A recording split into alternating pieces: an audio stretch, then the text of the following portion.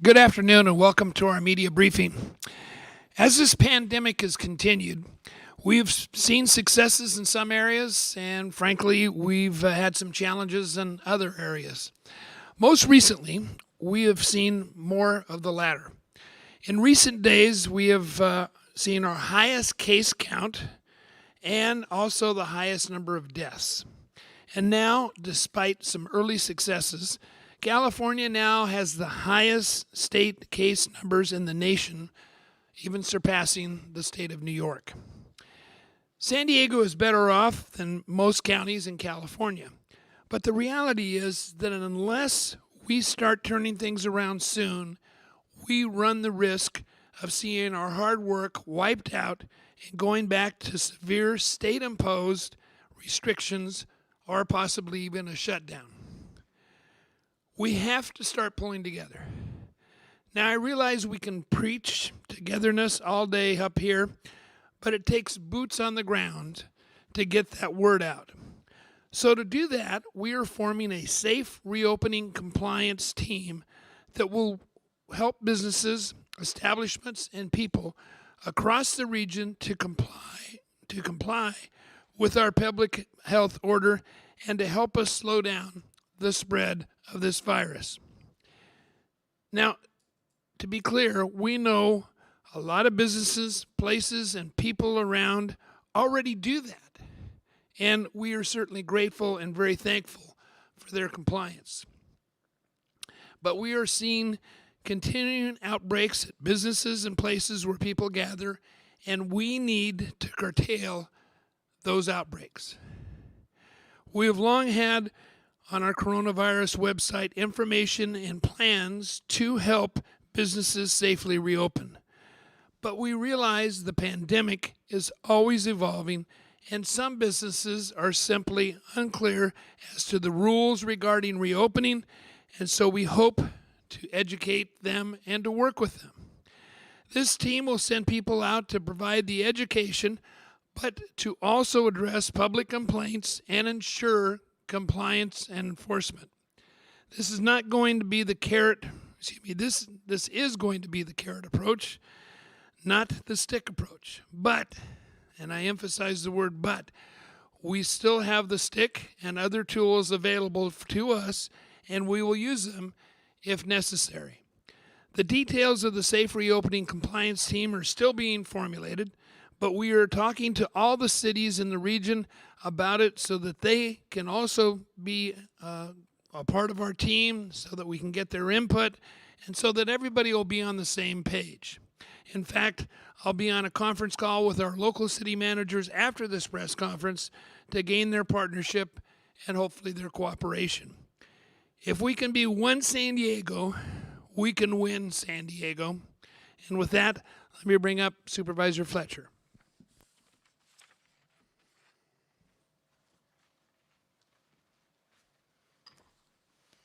Thank you, and good afternoon. While we do continue to ask the public for their help and support in the things that every individual San Diegan can do to slow the spread, avoiding large indoor crowds, utilizing face coverings, hand washing, we also work very hard here at the county every single day to tackle every challenge and obstacle that presents itself and do everything we can to sharpen our response and what we are doing as a county. In the early days, there was a big focus on PPE and ventilators and sharing data. In recent days and weeks, we've been tackling challenges around testing and improving the turnaround time. We know we have work to do on case investigators, and we're hiring. We talked about that on Monday, the additional efforts to more than double the number of case investigators. And as Chairman Cox just mentioned, we know that we have to do more around enforcement. There have been real challenges. For the overwhelming majority of entities that are open, that are doing the right thing, we say thank you. For those who need help and facilitation and education and clarification on the rules, we have a dedicated staff and team here at the county who works to answer questions and provide information and be a resource. But for those egregious violators, we recognize the need to step up and have a dedicated staffing, kind of code compliance type individuals focused on public health orders that can go out to egregious violations and report to those and investigate those and ensure compliance with what we're doing. The compliance is out of an effort to keep our businesses open. It's not out of an effort to punish anyone or harm anyone, but the simple reality is outbreaks and increase in cases impact the totality of our economy. And so for the overwhelming majority, we say thank you, but for those that are egregiously and flagrantly violating the public health orders, there will be in the works increased ability to provide more enforcement. As Chairman Cox also mentioned, we are working with the cities to designate folks and asking them to partner with us in hopes that we can collaboratively tackle these issues together in jurisdictions with the simple goal of slowing the spread, lowering the number of outbreaks, getting us off the state monitoring list, and allowing us to get the largest sections of our economy up and running as possible while we await a vaccine or therapeutic treatment to truly turn the corner on COVID-19. And so we will continue to work every single day to tackle and confront every challenge we face and do our level best to deliver for San Diego. In that same spirit, we've provided an update to our T3 chart. We want to try and make this information more relevant, more insightful, and give you a better insight in terms of what is happening in real time and what we're measuring and monitoring, and also aligning this as best we can with the state of California and what they hold us accountable to and what they look at and monitor. So I want to bring up first, I'm going to spend a little bit more time on this than we normally do. This is our revised T3 strategy chart.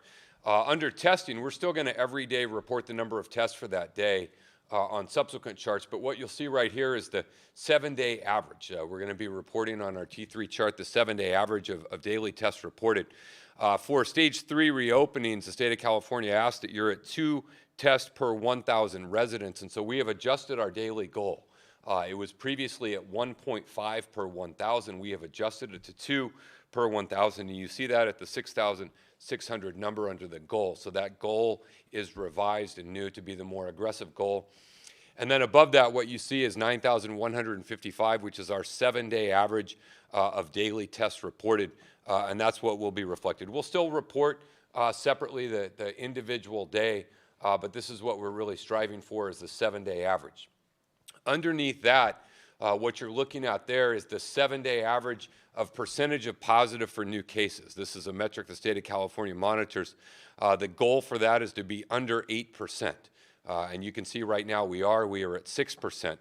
Our subsequent charts report percentage of positive. The purple line, which you're used to seeing, is a 14-day rolling average. That is one thing we use internally here at the county, but the state looks at the 7-day average. Out of coincidence, today the 7-day and 14-day average are both exactly the same. They're both 6%, but what you'll see on this chart moving forward will be the 7-day average. Let's go back to T3, please. Will be the 7-day average of new cases, percentage of positive. And then below that, you'll see the cumulative number of tests reported, which we're now at 522,000 more than that. Under the tracing category, what you're going to see here is the 7-day average of investigations initiated within 24 hours. That's the top one. This is the one that we've talked about this week. This is below where we expect to be, and this represents the actions we're taking to more than double the number of case investigators. 97 additional case investigators are being hired this week alone. We're in the process of hiring 212 on top of that 97, and we think this number will continue to increase and go. But instead of just sharing the raw number of people we have, the goal is not a number of people. The goal is a percentage conducted within 24 hours, and so we want our charts to reflect the goal that we're driving towards. Below that, you'll see the 7-day average of close contacts being traced within 24 hours. 90%, that is our goal, and again, we're doing well on this. We have to increase our work on case investigations. And then the bottom is just the cumulative of total investigations performed to date. Under treat, we're running the 7-day average of individuals in our public health rooms. Again, a lot of this represents what we say here often, which is one day does not make a trend. We are looking for trends over time, and so we're trying to shift a little bit towards that trends over time. So 83, you still see the cumulative number of individuals in public health rooms. And then we've added an important metric below, which is the total doses of donated convalescent plasma. We moved early as a county to really embrace and adopt the value of convalescent plasma, and we want to thank the San Diego Blood Bank for what they've done. Any individual who has been positive or is suspected that they may have been positive, we encourage you to go to sandiegobloodbank.org. There they have a wealth of information about if you might be a candidate to donate convalescent plasma. They have 6 donor centers geographically dispersed throughout San Diego County, where individuals who know they were positive or suspect they were positive could go and potentially be candidates. Right now, the San Diego Blood Bank is out of convalescent plasma for San Diego County. And so we are asking every individual who knows they're positive, if you're willing to donate this, there is evidence that it is very helpful. The hospitals are in high demand to help treat individuals, and we strongly encourage you to go to sandiegobloodbank.org, get information on their website, see if you might be a candidate to donate convalescent plasma, and this is one way we can come together. Those who have been impacted by COVID can take some positive steps and actions to help those who are just coming into their experience with COVID-19. So this is our new T3 chart. This data will be updated daily, and we will share it at all of our press briefings. Now we'll move to the more traditional charts you're used to seeing. This is our daily totals. Again, there you see today we're reporting 8,280 total tests for today, 587 new positive cases reported today. That is 7% of all testing reported today is reported positive. The purple line you see represented there is a 14-day rolling average. It is sitting at 6%, which happens to be the same as the 7-day rolling average. And again, we would like to see that number come down. Next, on our hospital census, you can see a slight decrease in our ICU utilization. Total hospitalization, slight decrease there. Again, holding generally steady over the preceding 5 days. Next, we will go to our total hospital census. The COVID numbers there at the bottom, down just a little bit. Non-COVID numbers increasing, and so you see us at 4,311. Again, that 80% trigger or metric for hospital system capacity sitting at 4,902. And so we will continue to monitor and watch that. And then last one for me is our ICU utilization. Our COVID ICU utilization down just a little bit, non-COVID up a little bit, and holding steady there at 71%, where we have been for a little bit of time. That concludes my section of the report. I'll now turn it over to Dr. Wooten for her Public Health Officer's update.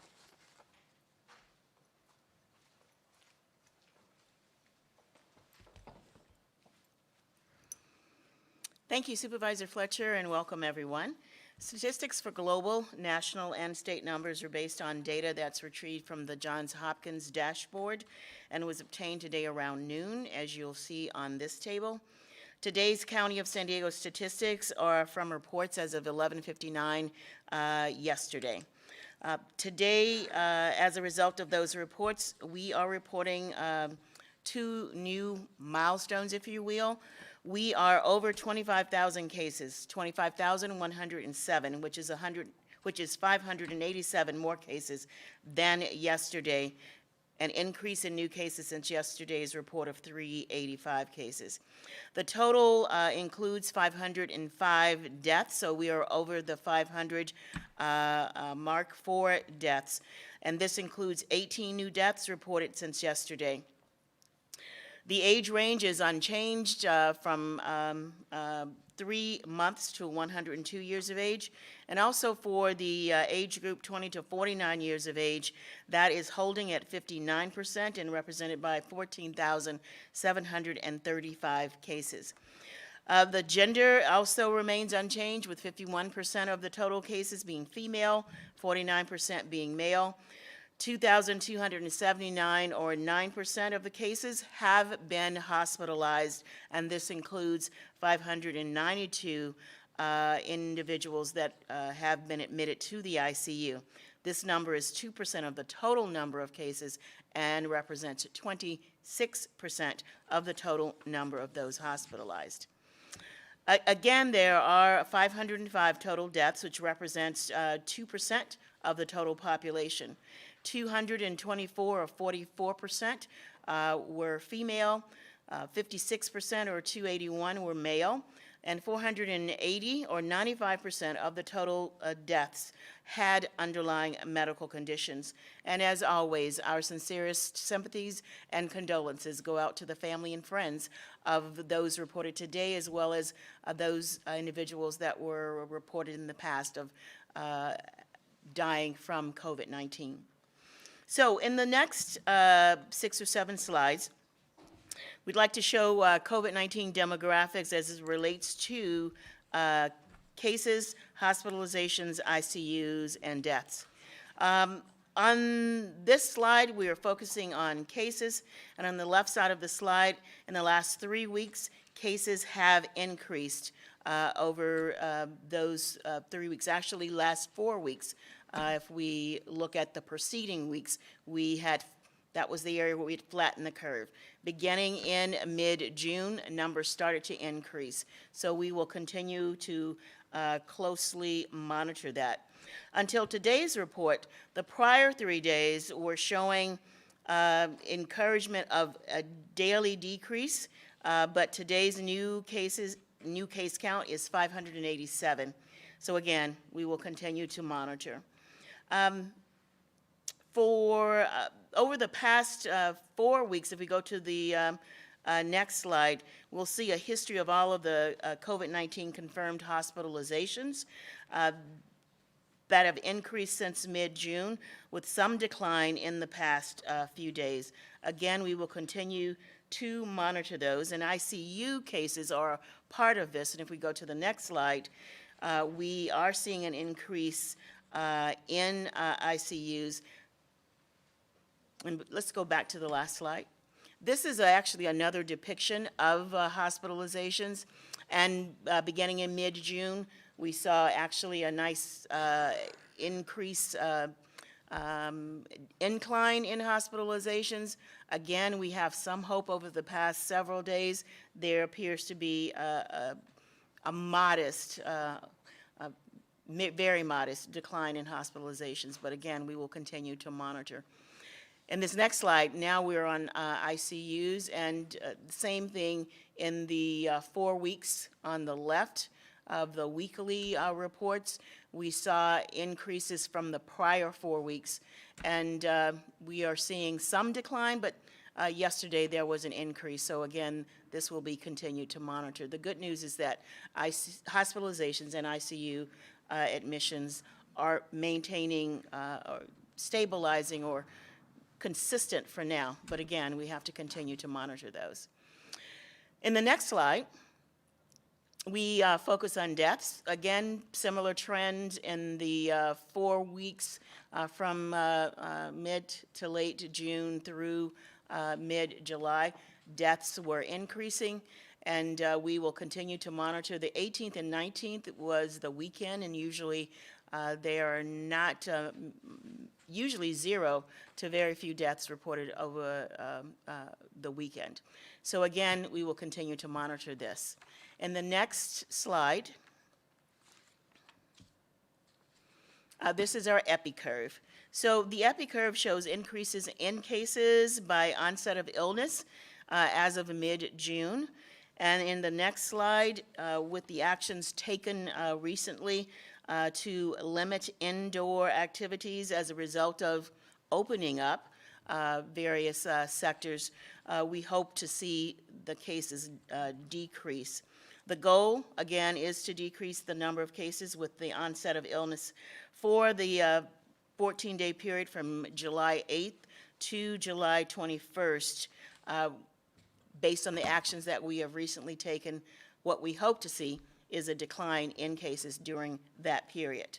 This is achievable if all of San Diegans, including individuals, businesses, and governments, comply with the recent orders from the state and help us to have compliance with the strategies that we are promoting, including wearing facial coverings as well as social distancing. So in the next slide, I'd like to provide an update on the 13 triggers, which determine if additional measures would be necessary to prevent the spread. And obviously, as a result of the fact that we are on the state's monitoring list, as indicated by trigger number 1, which is case rate, we are now reporting again 154.8 cases per 1,000 population. Yesterday, we were just under 150 in the 140s. So this trigger reflects the rate of cases per 100,000 for a 14-day period measured during the date of illness onset with the 3-day lag. And currently, as I stated, this rate is 154.8, which is increased since yesterday's rate of 149. In order for this metric to return to normal, we would have to have 234 cases or less on a daily basis for 14 days before this would return to less than 100. So changing this metric will depend on all of us doing our part, including individuals, all of our sector work sites, and governments. Again, we all have a role to play. In the next slide, we want to focus on trigger number 2, and this is related, we can go to the next slide. This is related to community outbreaks. And the trigger here is no more than 7 or 7 or more. If we have 7 or more community outbreaks in the past 7 days, this trigger is abnormal. We have had 53 or 48% of the 111 active outbreaks in community settings currently in place. And this excludes the other outbreaks such as SNFs and congregate care facilities. The outbreaks reported over the past 7 days include 12 total community outbreaks in community settings. And this includes 2 new community outbreaks reported today, and also 4 outbreaks fell off our outbreak list since yesterday. On this slide, we show the table for the various settings for the 12 outbreaks with the 2 new community settings, and 1 in a business and 1 in a healthcare setting. So the next trigger that we would like to share with you is related to case investigations, and this is trigger number 11. This trigger is met if 70% or less of investigations are initiated within 24 hours of notification over a 7-day period. Today's result is 9% of cases have been initiated within the first 24 hours of being assigned to a case investigator. This metric has declined because of the continued increased number of new cases, with a record high occurring on Friday where 634 cases were reported. In total, in order to address this issue, we will have 97 case investigators that will start taking case investigation assignments on Friday. And also, we've shared with you our recruitment process. As of close of business on Monday, we had received 4,386 applications for case investigators, and we are also continuing to recruit for contact investigators, as well as teams to go out and do outbreak assessments. So getting through this pandemic, it requires that we all do our part, as I have continuously stated just today alone.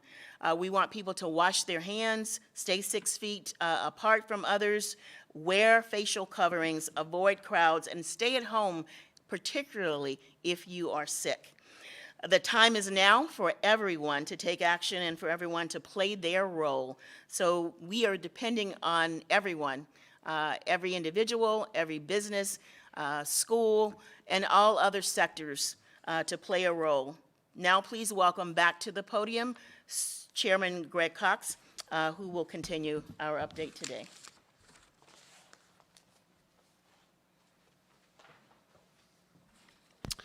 Thank you, Dr. Booten. We'll go directly to the questions. Brandon Lewis with CBS 8, please state your question. Thank you. The Chicano Federation was calling on the county to increase the level of urgency reflected in its messaging to the Latino community about coronavirus. And last week, more than 1,000 CDC employees signed a petition demanding that the agency declare racism a public health crisis. So my question is if county health officials agree, based on the impact that coronavirus is having locally, that racism should be a public health crisis, and if there's a primary reason of why, despite the messaging that the county is putting forward, that coronavirus is still prevalent in the Latino community. Okay, Dr. Wooten's going to respond, but as she's coming up here, let me just acknowledge that certainly we realize, particularly in the southern part of the county, it happens to be in my district, we are having significantly higher number of cases of COVID-19. The explanation for that's probably multifaceted. There's probably more essential workers in South County that are fulfilling jobs in various industries and locations. We're closer to the border, so I know we're picking up some people there. We've probably disproportionately gotten more people from Imperial County, and that certainly is an issue we're very concerned about, and that's one of the reasons why we've set up the number of testing sites that we have. And frankly, most of the majority of testing sites in San Diego County are in South County in order to help address that particular issue. But let me ask Dr. Wooten if she'd like to come up and elaborate more.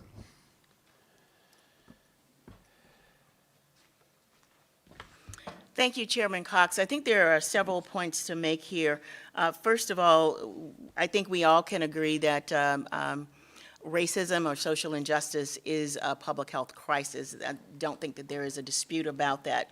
I am proud of the fact that the County of San Diego has had a focus on health equity for at least in our HHSA department or agency since 2008, when it was made a priority for our county.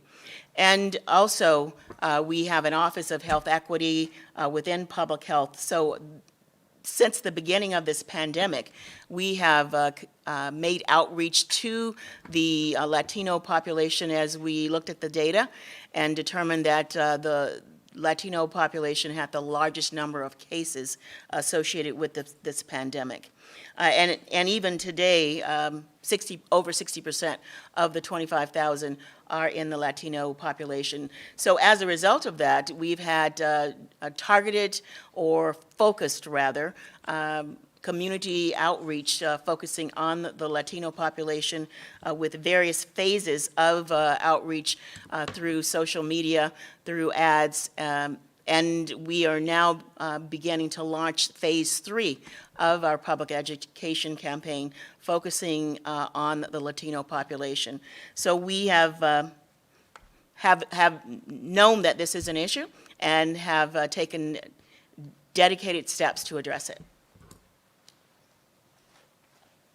Thank you. And if I could just ask one clarifying question about the data from the triggers map. The county has reported a case rate of 145 on July 20th. The state COVID site says the county was at 206 on the same day. The percentage of positives don't seem to be matching up. Is there a glitch on data-wise that we should be aware of? Yes, I think we've shared with you previously that the positive tests, particularly that are being collected at the state walk-up sites, there's a inconsistency with the reporting there. So while it's not showing up on the state's website, our epidemiologists calculate that here and we send it up to the state. And it doesn't impact, however, the fact that individuals that test positive are still contacted and by our case investigators so that we can identify contacts of these cases. Thank you. Okay, we'll go to the next question. Hunter Sowards with KOSI, please state your question. Hi there. Yes, I'm wondering if we can get a little more information on the safe reopening compliance team. Obviously, this is in place to aid in getting us off the state's watch list, but I'm curious who is going to be on that team, and will law enforcement be directly involved? Is that how you'll be handling non-compliance? If we could just get more information on that. Well, we do have a compliance officer. His name is Gary Johnson, who is working with businesses and individuals that call up with reports of people in violation of the public health order. He's doing a tremendous job, but we hope to, again, after today, solicit the support and cooperation of the cities in dealing with the whole compliance-related issue. But let me ask Dr. Wooten if she'd like to go ahead and cover that in a little more detail. Thank you. Thank you for identifying that question. We have been working over the past 2 weeks or so after our CAO directed staff to develop a compliance program. And we are developing the framework for that compliance program, and then we will be working with municipalities to become a part of a team that will address any complaints that are directed our way, as well as those complaints that are submitted to the 211 system. So we hopefully, our plan is to roll out what that will look like next week in one of our media briefings. Thank you.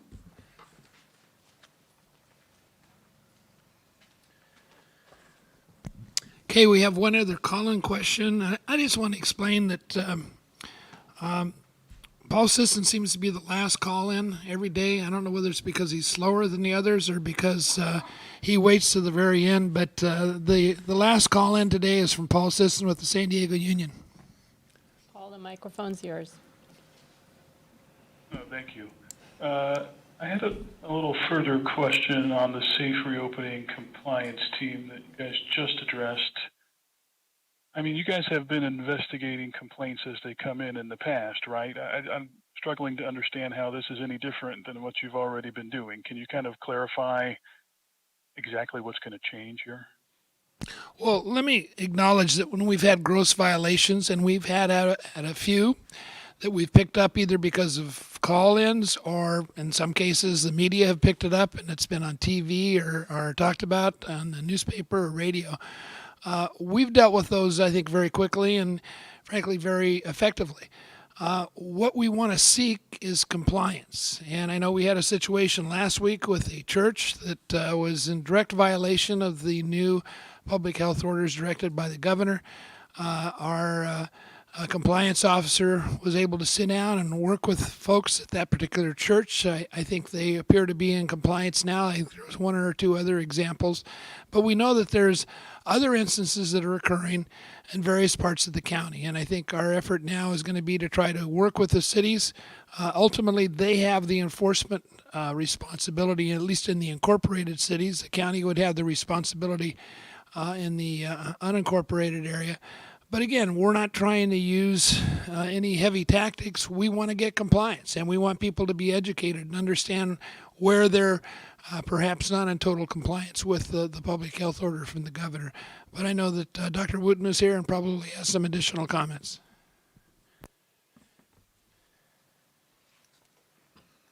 Paul, thank you for the additional questions. If you look at this like an iceberg, what we have been dealing with for the very egregious cases, you're absolutely right, we have been dealing with those. But there are compliance issues associated with those businesses that might have outbreaks aside from the restaurants, because the Department of Environmental Health is taking the lead to conduct those assessments and ensure there is compliance. But there are other businesses where we have outbreaks, and we want to be able to work with the various municipalities as a team to go out and do the assessments. And then we might also want to include not just a complaint base, but we might want to look at just random assessments so that we can assess compliance across the board. But again, we've been dealing with the egregious cases, the more moderate cases. This will allow us to be more aggressive by working with the local jurisdictions throughout the county so that we can, as a team, look at compliance issues. Does that help to understand where we're trying to go? Well, I thought that you were always working with individual municipalities. Certainly the county has no law enforcement powers, and cities with their own police departments, for example, or code enforcement divisions. So you've always had to work with local jurisdictions, I would think. I guess I'm just trying to understand, is this organization that's only focusing on outbreaks? You just talked about outbreaks quite a bit, but what I thought was it was just about compliance, not so much outbreaks, but practices, even if, that the businesses are taking, even if they haven't had cases associated with that. Absolutely. Yes, but again, you are absolutely right. We've been working with other municipalities, but what we're trying to form is a team so that we have county staff, and depending on where the complaint is based, if it's in another jurisdiction outside of the unincorporated area, we will have county staff and a point of contact from that jurisdiction to go out and conduct assessments. So it's So there's just gonna be a multi-level. stronger linkage between the cities and Pardon? the county. There might be a stronger linkage then between the city folks who would do this work and the county folks who would kind of oversee or assist with it? That fair is to say? correct. That is correct. Thank Okay. you. Thank you.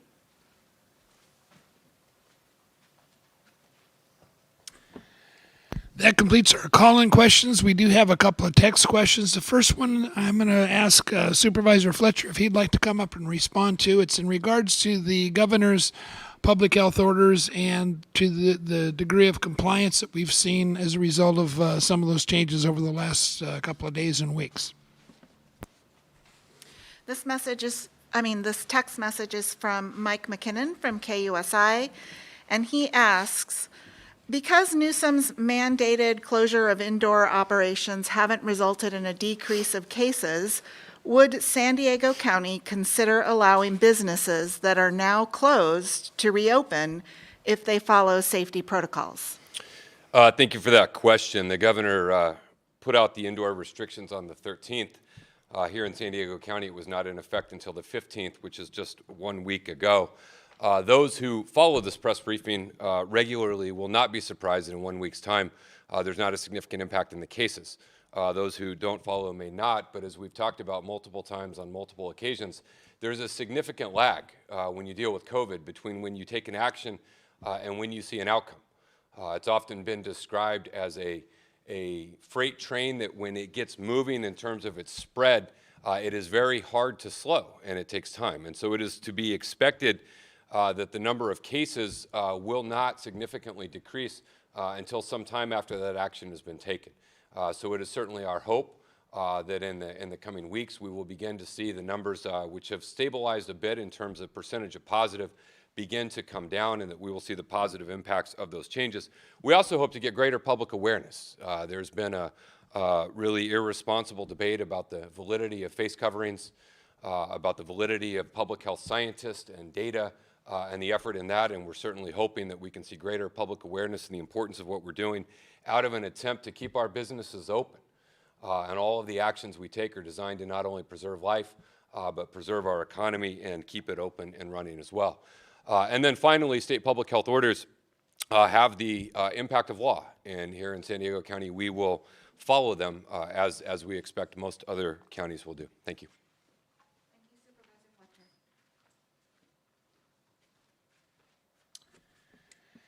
This last text question deals with the issue of number of cases and primarily healthcare facilities, and Dr. Eric McDonald is going to respond to that question. This is from Lindsay Winkley with the Union Tribune. Previously, Dr. McDonald has said that outbreaks that have occurred at healthcare locations were often made up of employees who may have, as an example, spent time together in a break room without masks. Is that trend true for outbreaks at all other community setting outbreak locations as well? That's a great question. I think that it's hard to generalize, but I will say that because most businesses, especially healthcare and other businesses, actually have very strong policies and procedures in place in the physical place where people are working, and people tend to follow them. We've seen a trend that when we see an outbreak in that type of setting, they're often individuals who know each other and admittedly will be socializing outside the actual physical workplace where they're doing the work. So it might be in the break room, might be outside, might be because they're socializing together in the home environments or doing things together outside their households. So I think that is a bit of a trend, and it speaks to sort of human nature. When you're doing your work, you're kind of in the zone, and you're doing what you are asked to do with your policies and procedures. But sometimes when you're on a break, you let your guard down. And I think that is a common theme that I would pass on, that you can really never let your guard down with the coronavirus. And so the specific example I used before was in the healthcare environment. We've certainly seen that groups in other areas, whether it was law enforcement or businesses, there is that trend of people who know each other, not just at work, but outside the work environment.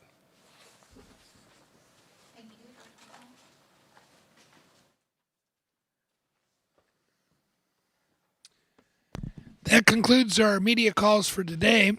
Before we close, I wanted to take an opportunity to acknowledge that today is officially the start of Comic-Con. And it's always been a great time of the year to see a lot of people, a lot of energy that's been generated at certain buzz that we see in this region that we don't ever normally see during the balance of the year. It brings families together and people dressed in some very colorful, elaborate costumes in downtown. Well, sadly, because of the pandemic, Comic-Con is online this year, and so we'll miss all the fun and the ongoings that go with that downtown. But we can celebrate the spirit of Comic-Con. I urge everyone to find their favorite inner superhero by doing one simple thing. Wear a mask. Many of our beloved superheroes wear masks when they're out fighting villains and trying to save the world. And you too can save the world by covering your face. So please, San Diego, mask up. That's it for today. We're not scheduled for another media briefing until next Monday at 2:30, but we will be back then. And as always, we ask you to check our coronavirus website for updates. And again, thank you, and stay safe, San Diego. Thank you.